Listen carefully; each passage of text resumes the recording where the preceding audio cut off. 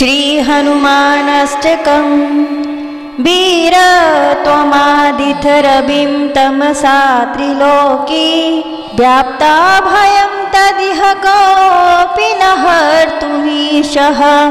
देवः सुतस्तममुच्च निवारिताभिर्जानाति को न भुवि सङ्कटमोचनं त्वाम् भ्रातुर्भयादवसदद्रिवरे कपीशः शापान्मुनेरघुवरं प्रतिवीक्षमाणः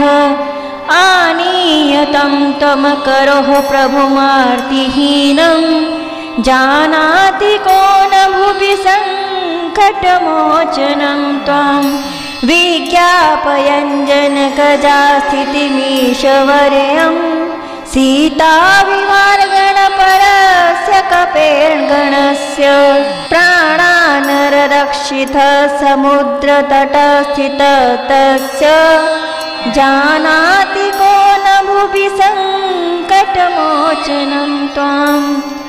शोकान्वितां जनकजां कृतवान् शोकां मुद्रां समर्पय रघुनन्दन नामयुक्ताम् हत्वा रिपुनरिपुरं हुतवान् कृशानो जानाति को न भुवि सङ्कटमोचनं त्वां श्रीलक्ष्मणनिहतवान् युधि मेघनादो द्रोणाचलं त्वमुदपाटय औषधार्थम् आनीयतं विहितवान् सुमन्तमाशु जानाति को न भुवि सङ्कटमोचनं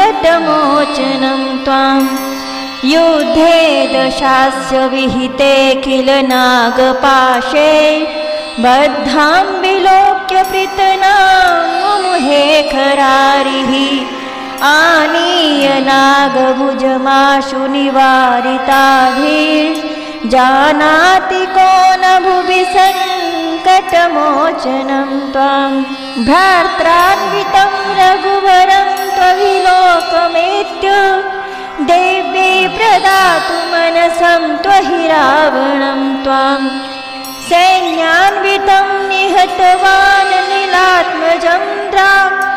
जानाति को न भुवि सङ्कटमोचनं त्वां वीर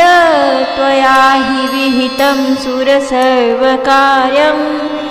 मत्सङ्कटं किमिह यद्भयकानहार्यम् एतद्विचार्य हरसङ्कटमाशु मे त्वं जानाति को न भुवि सङ्कटमोचनं त्वां रक्तवर्णो महाकायो रक्तलाङ्गुलवाञ्छुचिः हनुमान् दुष्टदलनः सदा विजयितेतराम् हनुमतष्टकमेतदनुतं सुखविभक्तसुधे तुलसीकृतं कपिलदेवबुधानुकृतं तथा सुरगिराभयदं सकलार्थदम्